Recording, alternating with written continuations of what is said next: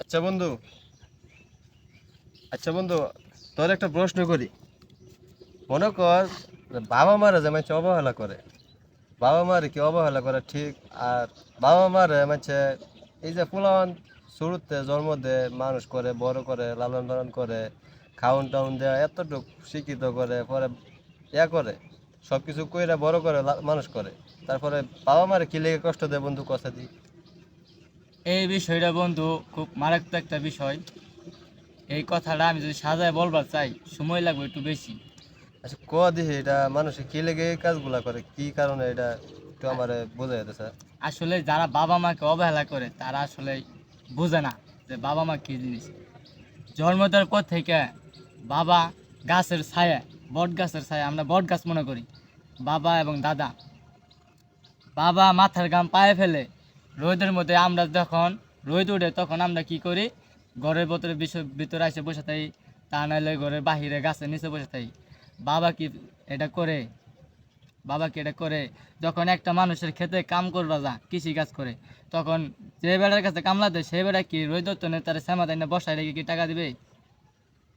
তো এই বিষয়টা চিন্তা করে দেখেন, আমরা শ্যামাত বসে থাকি আর আমার বাবা, আপনাদের পরিবারের বাবা আছে, গার্জেন, তারা যায় সুন্দর মতনে রোদের মধ্যে পরিশ্রম করতেছে, মাথার ঘাম পায়ে ফেলে, শরীরের চামড়া হাড্ডি লোকে লাগিয়ে যাইতেছে, আর সেই বাবা আমাদের জন্য কি করতেছে। আর আমরা সন্তান হয়ে বাবা মাকে অবহেলা করি, আসলে আমরা অনেকে বুঝি না যে বাবা মা হচ্ছে আমাদের একটা বট গাছ। কথা কিন্তু সঠিক বন্ধু।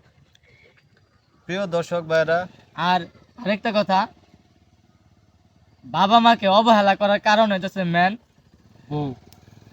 বউয়ের গোলামি যখন একটা ছেলে আমি হয়ে গোলামি করে, তখন বাবা কি জিনিস মা কি জিনিস তা সেটা ভুলে যায়।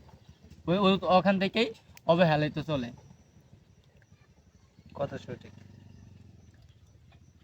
ভাইয়েরা, যারা আসলে আমাদের কথাগুলো শুনতেছেন, আমরা হয়তো বোঝায় বলতে পারতেছি না, বাবা মাকে নিয়ে কেউ অবহেলা করবেন না।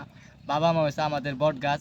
আমাদের জন্মের পর থেকে মৃত্যুর আগ পর্যন্ত তারা আমাদের ছায়া দিয়ে থাকে, আমাদের অনেক মানে সেফটিতে রাখে। আমরা তারপরেও আমরা সেফটি আমরা বজায় রাখতে পারি না। তো এই সবাই বিষয় নিয়ে বাবা মারে কোনো সময় কষ্ট দিবেন না। যতটুকু সম্ভব বাবা মার সাথে কম আর যতটুকু সামর্থ্য আছে সর্বোচ্চ চেষ্টা করবেন যে বাবা মাকে নিয়ে হাসি খুশি থাকার জন্য। বাবা মা হয়েছে পৃথিবীতে সকল কিছু, ওই যে আমার বন্ধু বলে দিছে বট গাছ, আসলেই বট গাছ। বাবা মা না থাকলে দুনিয়াতে কেউ নাই। যার বাবা নাই, বাবা মা নাই, তারাই বুঝে যে বাবা মার কত ব্যথা। আর আমরা তো আছে, আল্লাহ আল্লাহ করে বাবা মাকে বাঁচায় রাখছে।